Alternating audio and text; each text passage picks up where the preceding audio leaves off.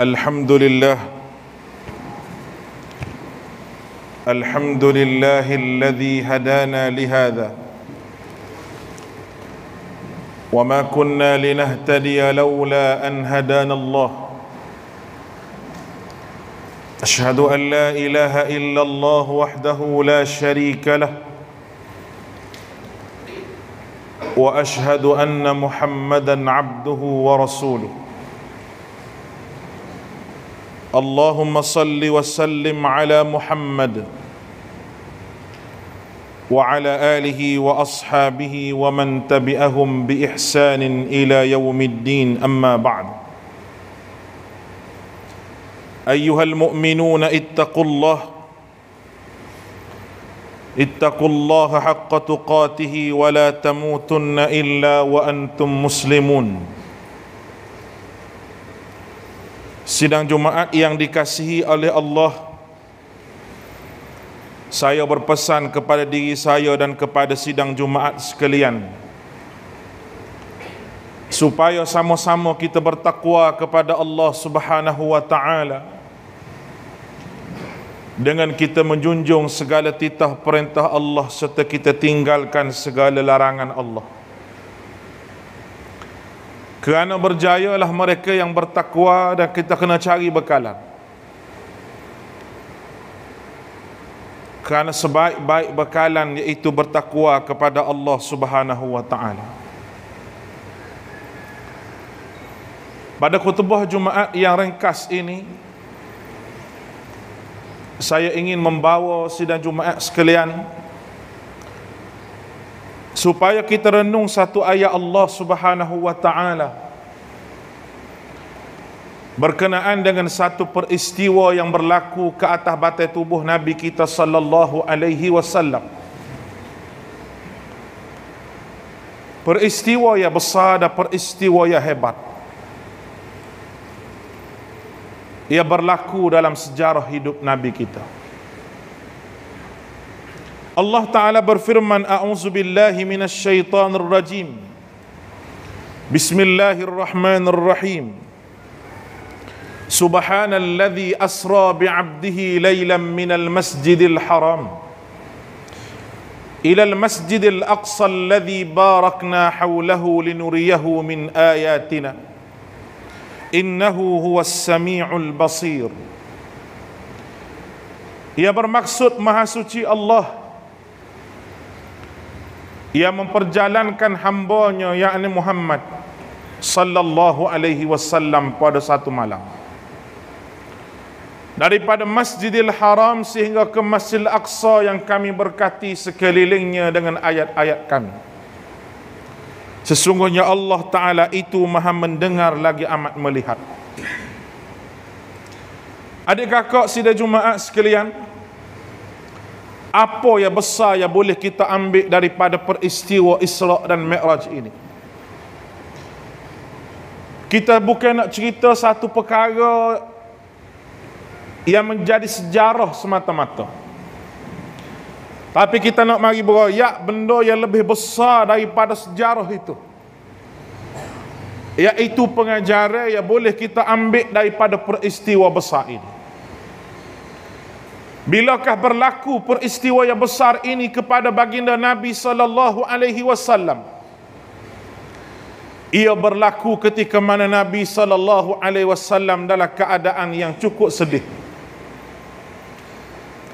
Jika kita baca pada sejarah Rasulullah sallallahu alaihi wasallam,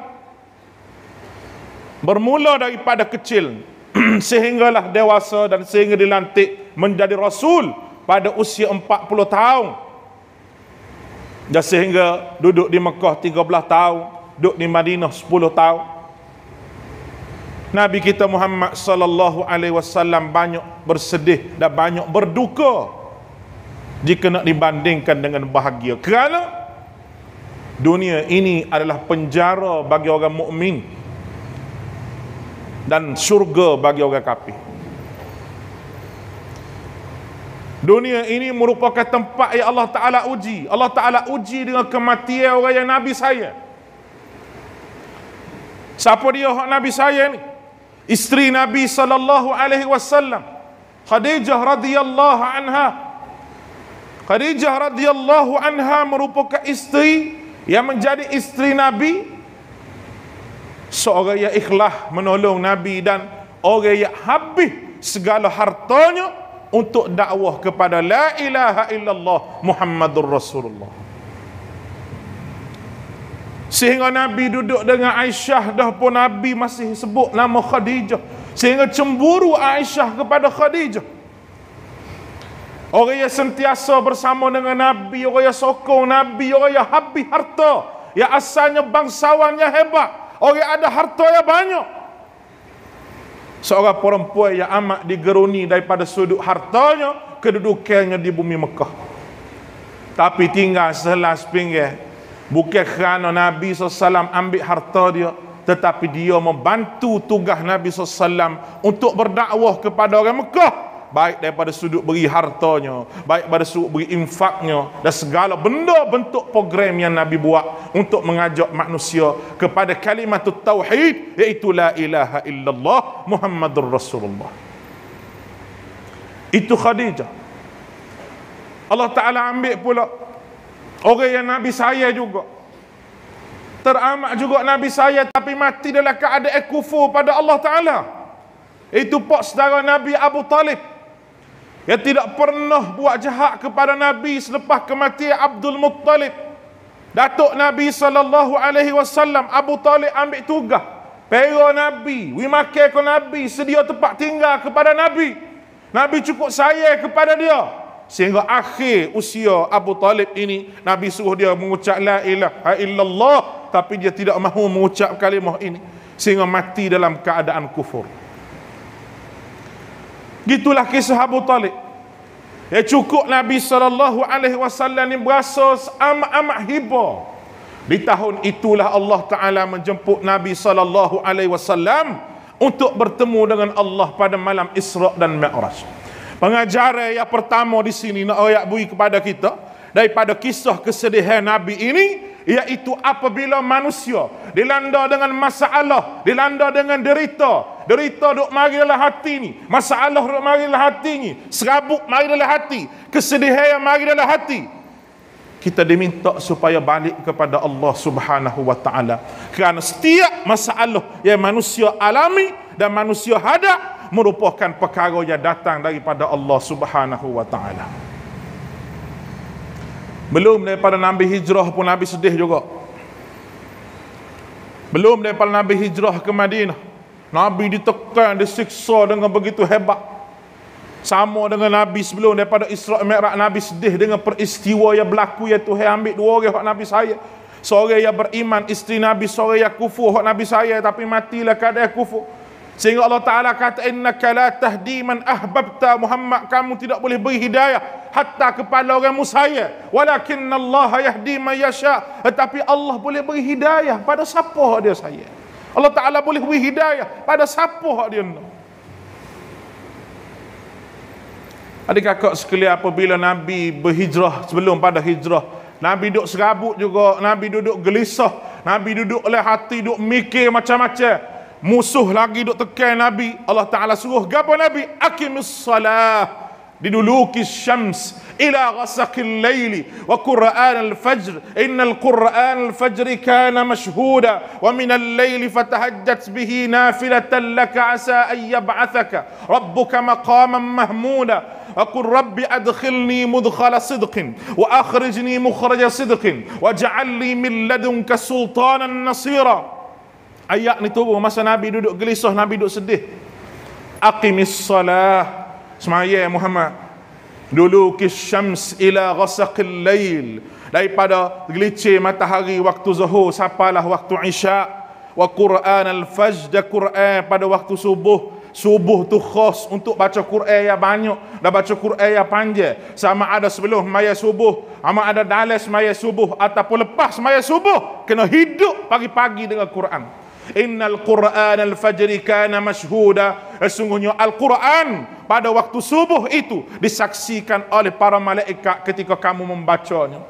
Wa minal laili fatahajjat bihi. Dan pada sepertiga malam bangun bermunajat kepada Allah. Maknanya Nabi kena jaga semaya. Lepas tu Quran waktu subuh. Lepas tu kena bangun semaya tengah malam. Ketika mana mu gelisah, ketika mana orang duk tekan mu Muhammad, mu kena bina hubungan dengan aku. Akhirnya Tuhan kata wakul, dia berdoa kepada Allah, Rabbi adkhilni mudkhala sidqin wa akhrijni mukhraja sidqin. Itu di antara doa yang diajar oleh Allah Ta'ala kepada Nabi. Nak dekat sama dengan peristiwa Isra' Mi'raj ni. Allah Ta'ala jemput Nabi naik ke langit pada satu malam. Allah Ta'ala wismaya ke Nabi. Nak oyak bui betapa serabutnya jiwa orang tak semaya. Hati orang tak semaya, jiwa orang tak semaya ni serabut. Tempat sini hamba tak tahulah. Tapi di Malaysia, umat Islam hak ramai tu, dia mau buat kajian berapa peratus hak semaya, berapa peratus hak tak semaya. Seramai-ramai umat Islam hak ada di Malaysia tu, kajian dia 30% hak semaya. Hak semaya. Maknanya betapa ramainya orang tak semaya. Acu kita buat kira-kira sekitar 3 wilayah kita hak majoriti orang Islam. Hak ramai orang Islam nak banding dengan bukan Islam. Daerah Naranya, dengan daerah jalannya, dengan daerah taninya, cuba kita buat kira angka berapa ramai hak tak semaya dalam kampung kita. Hamba rasa pun lebih kurang itu juga. Semaya ini menyebabkan jiwa manusia tenang. Menyebabkan manusia ni hidup dalam keadaan tenang, tidak gelisah, kerana menghadap Allah Subhanahu wa Ta'ala. Adik-kakak, kita cuba fikir. Kalau kita ada masalah dunia, pitih tak cukup, nego tak laku, boleh-boleh nak makan payah, kabar-kabar siapa surat raja panggil kita. Mudah-mudah kita kecek raja panggil kita. Kalau Malaysia surat kuning, apa raja panggil? Nak wig apa? Nak wig duit.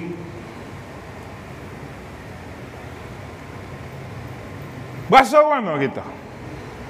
Bahasa cukup makan lalu, walaupun pitih tak boleh lagi. Cukup makan dah, bahasa hak masalah hak cari makan tu bahasa tenang. Masalah hak tak ada pitih, tak ada duit duk cari rezeki pun bahasa tenang, bahasa gapo masalah hak ada sebelum pada siapa surat raja tu habis, tak ada habis licin. Sebab raja tulis dah situ nak panggil demo ni nak duit. Cuba kita buat kira-kira Tuhan panggil kita berapa kali sehari Tuhan panggil kita. Apa kali sehari Tuhan panggil kita? 5 kali sehari. Allah yang lebih pada raja. Allah Ta'ala yang malikul mulk, tu'til mulka man tasha'. Allah Ta'ala yang menjadi raja kepada raja. Boleh bui kepada siapa hak dia nak kerajaan ni. Dia boleh tarik pada siapa dia nak kuasa ini. Allah yang menjadi raja segala raja. Panggil kita 5 kali sehari. Orang besar tak muka dunia pun, pakak samana pun, raja panggil dia lebih kurang setahun sekali. Bila? Hari puja umur raja. Panggil. Setahun sekali panggil makan dengan raja tu, bersohor setiap kapung tu. Hak ni Tuhan panggil 5 kali sehari, hayya 'alas salah, hayya 'alas salah. Hak atas wakah, duk atas wakah. Hak rumah, duk di rumah. Hak tepi tembok, duk tepi tembok. Hak di seven, duk tepi seven. Tak dengar. Bukan telinga tu pekak, tapi mata hati tu pekak. Itulah manusia yang ada pada hari ini. Kalau kita nak kecek mudah-mudah hari ini, itulah pengajaran yang besar dalam peristiwa Isra' Mi'raj. Bukan kita nak cerita langit pertama ada gapo, langit kedua ada gapo, langit ketiga ada gapo. Tambah pula hadis-hadis yang palsu yang tidak pernah disebut oleh Nabi SAW. Duk cerita kat oleh kapung. Bukan kita nak cerita hak tu. Kita nak cerita gapo hak boleh kita ambil daripada peristiwa Isra' Mi'raj besar ni. Sehingga Nabi Ibrahim alaihissalam minta dengan Allah, Rabbi ja'alni muqimas salah, wahai Tuhan jadikan aku ni orang hak semaya, wa min dzurriyyati, dan zuriat keturunan aku. Itu permintaan yang dibuat oleh Nabi Ibrahim. Sebab apa? Sebab semaya ni orang tak khabar bahawa diri dia tak semaya tu, dia tu musuh Allah. Orang ada pitih tapi tak pergi ke Mekah, tak jadi kafir. Orang berzina tak jadi kafir, orang bercuri tak jadi kafir, orang tak puasa tak jadi kafir. Tak jadi kafir belaka. Tapi tak semaya, Nabi kata apa? Faqad kafara jihara. Dia kafir hak tengah-tengah. Tak ada dosa yang boleh jadi kafir kau jadi syirik pada Allah Taala. Lepas tu tak semaya, Nabi sebut tengah-tengah. Walaupun ada perbahasan ulama kata kufur nikmat kau gapo, itu khilaf di kalangan ulama. Tapi kalau kita ambil mazhab Imam Ahmad bin Hanbal, mazhab Hanbali, tok laki hak tak semaya, bini boleh minta cerai. Bini boleh minta cerai kalau tok laki tak semaya. Sebagaimana fatwa Ibn Baz, sebagaimana fatwa Saleh Muhammad Al-Utsaimin, Syekh Saleh Al-Utsaimin, dia punya fatwa dia yang masyhur. Apabila seorang perempuan tanya pada dia ketika mana dia tubik daripada Masjidil Haram, masa dia mengajar di Masjidil Haram, mari seorang retina tanya dia, Syekh, suami saya tak semaya, apakah hukum dia? Kata Syekh Utsaimin, irji'i ila baiti abiki, pulailah kepada rumah ayah kamu kerana suami kamu telah pun jadi kafir. Dia suruh klik rumah ayah apa itu, maknanya suami tak cerai. Sebab apa? Suami kamu telah kafir. Ni fatwa yang masyhur daripada Saleh Utsaimin. Kita anak cucu tak semaya, tak serah kafir, lagu mana kita? Kita kafir sia, kafir sia. Orang sia kafir. Bak kita tak semaya. Nak kira lagu mana? Ini benda yang besar yang berlaku dalam masyarakat pada hari ini. Kerana tak semaya dengan runtuhnya keluarga. Tak semaya dengan runtuh suti kampung.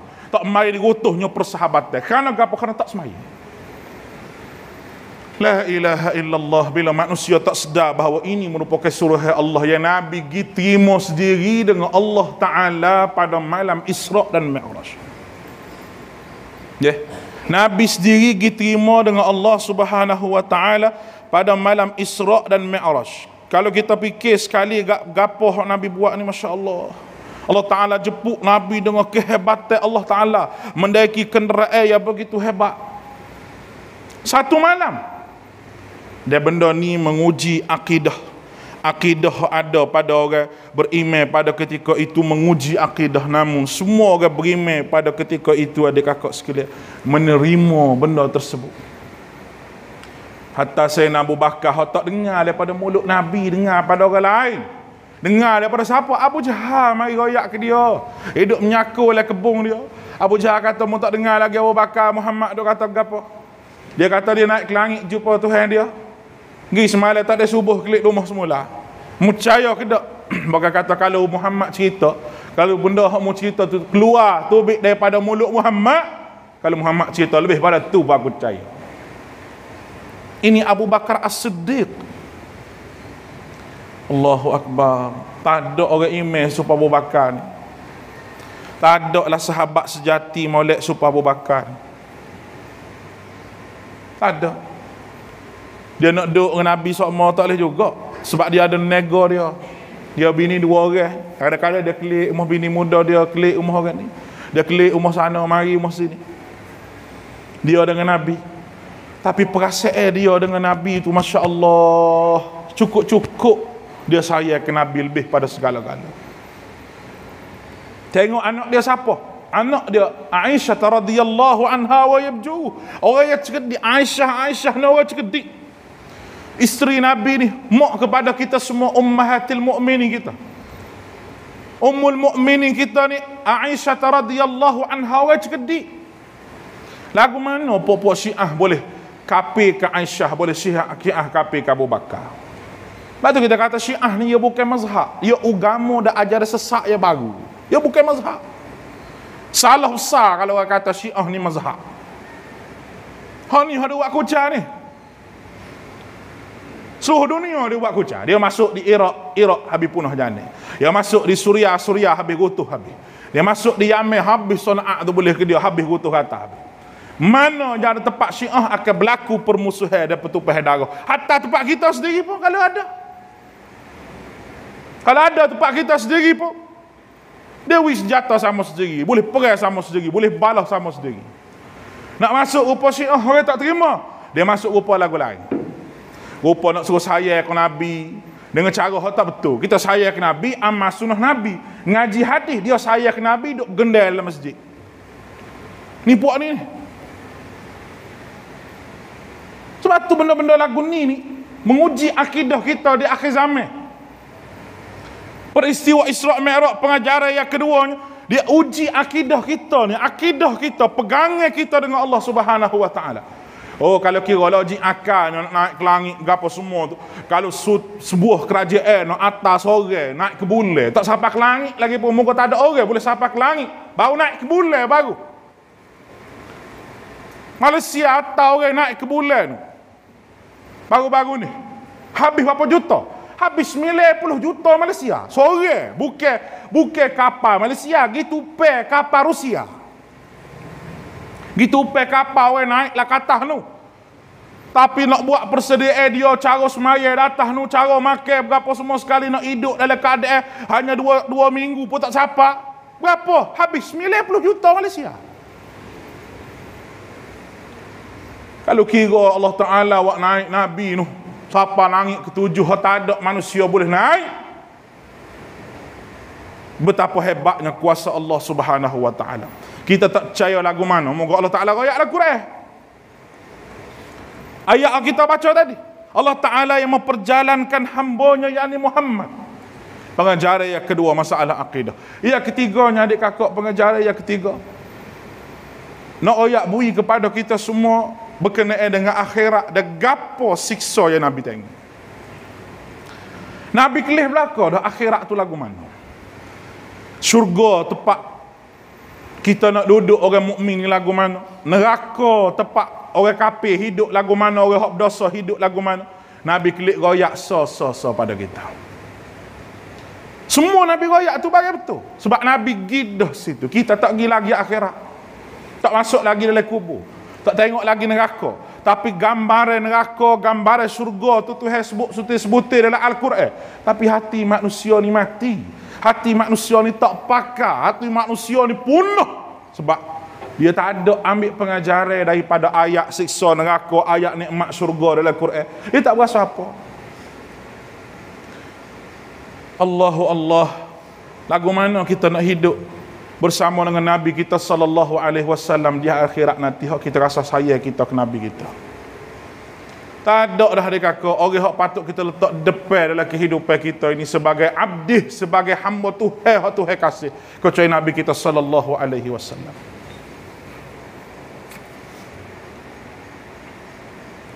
Baru ni sebuah negara bakar Al-Quran, nak tunjuk dia bahawa dia tu anti-Islam. Dia bakar Al-Quran. Dua perkara tu saya tunjuk pada kita. Ada seorang orang Belanda, dia cukup marah kepada Islam. Sebut nama Islam, dia marah benar. Dia kata ke Nabi macam-macam. Dalam media sosial dia kata macam-macam. Lepas pada tu sahaja dia hak Islam. Dia kata macam mana mu boleh kata benda hak mu tak tahu. Kita dua ni sahaja dia tu Islam. Tapi dia tu duk kata semua Islam hari-hari, sahaja dia tu sabar. Saya dia kata baiklah. Bapa mu sayang aku. Bapa mu sayang aku. Dia kata mu baik gini-gini. Maknanya mu kenal aku, lepas tu mu sayang aku. Baik aku nak suruh mungkin sayang dia tu boleh ke tak? Bagaimana baik yang mu sayang aku? Dia kata mana boleh? Aku tak kenal. Lah ni mu kenal ke tak Islam? Mu tahu ke tak Quran? Aku tak tahu. Bah mu kata huduh apa ke dia? Ni dia cerita lagu mana dia tu dapat hidayah daripada Allah. Sayang dia kata mu ambil ni Quran ni, mu klik mu baca. Sebagaimana mu sayang aku, mu kenal hati budi aku tolong mu nego bak gapo kita tak ajib balah. Aku tak pernah khianat padamu walaupun aku Islam, walaupun mu kata Islam ni khianat ke apa, mu kenal aku. Sekarang ni mu kenal Quran dulu. Kalau tak betul, silakan mu cerca, silakan mu kata, aku tak ada masalah. Kalau betul, bapa mu sayang aku sebab aku molek dengan mu, begitulah mu kena terima Quran ni betul. Ya klik. Dia kata dia ambil masa sebulan lebih. Dia baca Quran, baca terjemah. Lepas tu dia dengar ada sign dia atas video gapo dia dengar Tuhan punya kuasa dia tu hak anti Islam, hak benci Islam.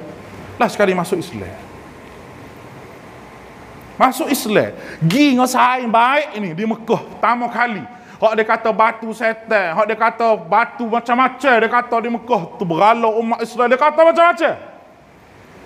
Negara dia hina Islam, tak ada orang marah. Sebab negara dia negara bebas beragama, bebas nak kata pada siapa-siapa.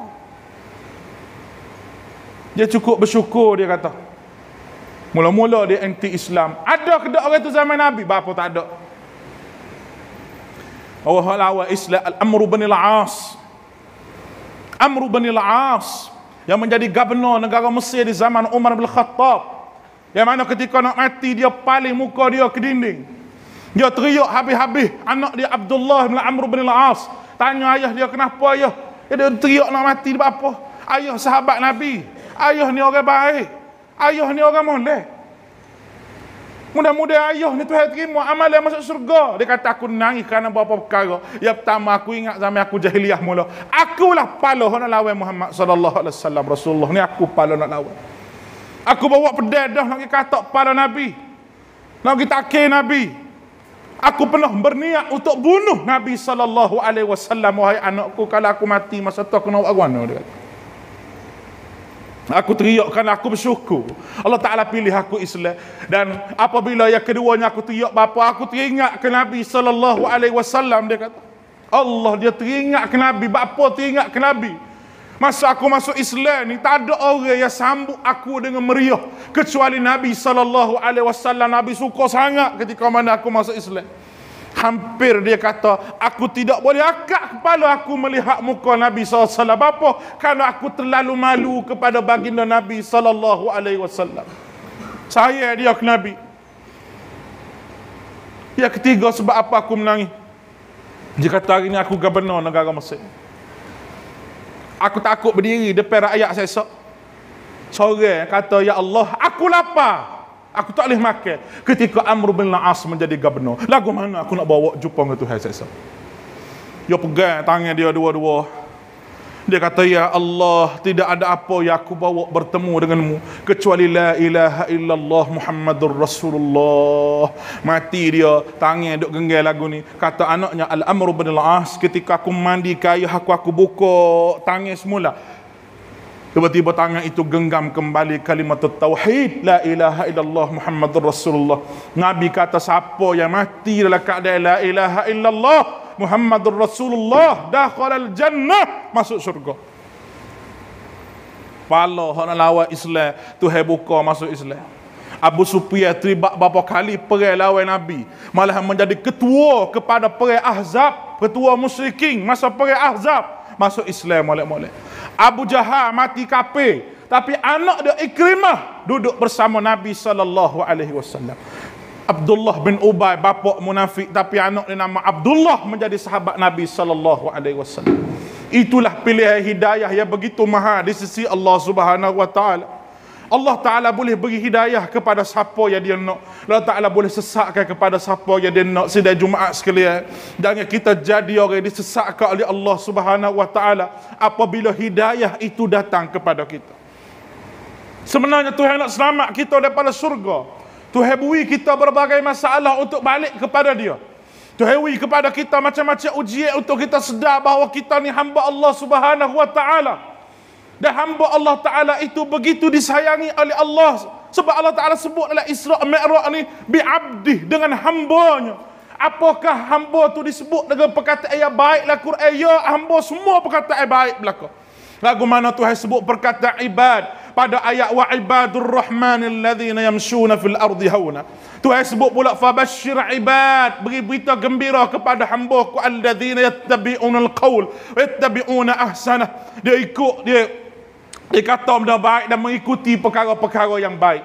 Perkataan ibad disebut juga dalam ayat surah Al-Insan, iaitu aina yashrabu biha ibadullah, air dalam syurga yang akan diminum oleh hamba Allah. Betapa besarnya ibad, betapa besarnya perkataan abdun. Dan kita sebut hari-hari dalam semaya kita, iyyaka na'budu wa iyyaka nasta'in, iyyaka na'budu wa iyyaka nasta'in. Sebab apa kita sebut? Kita nak raya bahawa kita hamba Allah Subhanahu wa Ta'ala.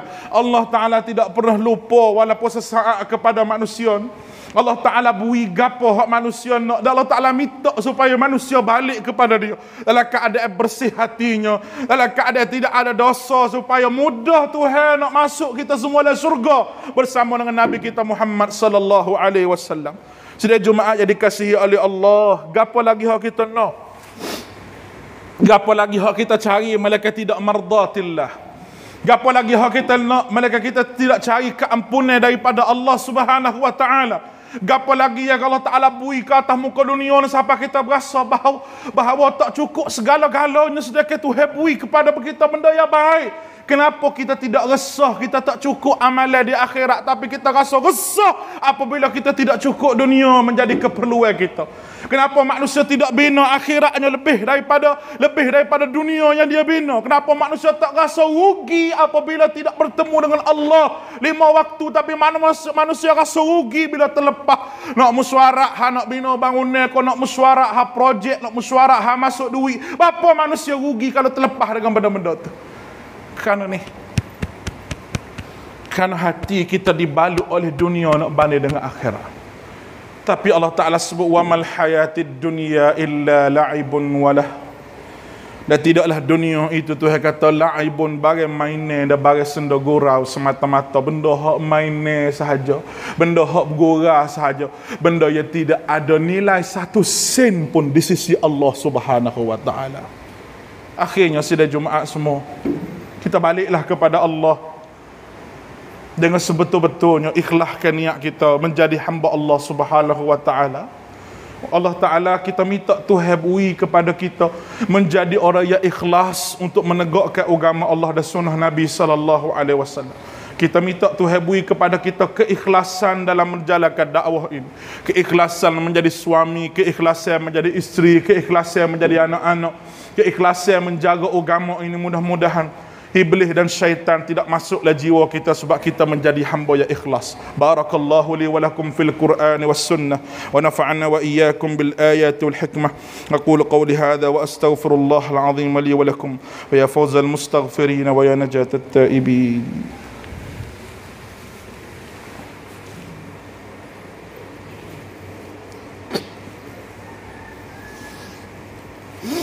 Allahumma salli ala Muhammad.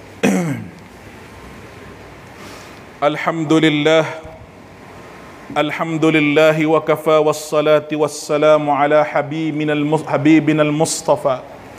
Asyhadu an la ilaha illallah wahdahu la syarika lah wa asyhadu anna Muhammadan abduhu wa rasuluh. Allahumma salli wa sallim ala Muhammad wa ala alihi wa ashabihi wa man tabi'ahum bi ihsanin ila yaumiddin, amma ba'd. Fa ya ibadallah ittaqullah usikum bitaqwallahi azza wa jalla faqad fazal muttaqun. Sidang Jumaat yang dikasihi oleh Allah, di khutbah yang kedua ini marilah sama-sama kita insafi diri kita, akidah kita, amal-amal Islam dan kerja-kerja Islam yang kita buat sebelum Allah Ta'ala ambil nyawa kita, yang mana kita tidak tahu bila kita akan bertemu dengan Allah Subhanahu wa Ta'ala. Hari yang tidak ada gunanya lagi harta kita, anak-anak kita, segala-galanya, kecuali orang yang menghadap Allah dengan hati yang sejahtera dan betul akidah dia. Marilah sama-sama kita betul akidah kita, betulkan amalan kita mengikut sunnah Nabi kita Muhammad sallallahu alaihi wasallam. Gapo-gapo hidup kita ni biar Nabi duduk depan kita, Nabi jadi panduan kita, Nabi, Allah Ta'ala dan Rasul lebih pada kita sayang pada segala-galanya, yang merupakan tanda bahawa kita ada iman dan tanda manisnya iman itu. Kita nampak buah pauh, kita nampak buah durian, kita tidak akan rasa buah pauh tu kalau kita tidak kecak dulu. Buah pauh tu rasa manis kau masa. Iman tu ada dalam jiwa kita, tapi kemanisan iman itu belum tentu ada dalam jiwa kita. Bila kita meletakkan Allah dan Rasul lebih daripada segala-galanya, itulah kemanisan iman yang sebenarnya. Oleh kerana itu kita berselawatlah kepada baginda Nabi kita Muhammad sallallahu alaihi wasallam. Karena Allah Ta'ala suruh dalam Al-Quran, innallaha wa malaikatahu yusalluna 'alan nabi ya ayyuhalladzina amanu sallu 'alaihi wa sallimu taslima. Allahumma salli 'ala Muhammad wa 'ala ali Muhammad kama sallaita 'ala Ibrahim wa 'ala ali Ibrahim wa barik 'ala Muhammad wa 'ala ali Muhammad كما باركت على إبراهيم وعلى آل إبراهيم في العالمين إنك حميد مجيد. اللهم اغفر للمسلمين والمسلمات والمؤمنين والمؤمنات الأحياء منهم الأموات إنك سميع قريب مجيب الدعوات وقاضي الحاجات. اللهم أعز الإسلام وانصر المسلمين وأذل الشرك والمشركين ودمر أعداءك أعداء الدين. اللهم حبب إلينا الإيمان وزينه في قلوبنا وكره إلينا الكفر والفسوق والعصيان واجعلنا من الراشدين.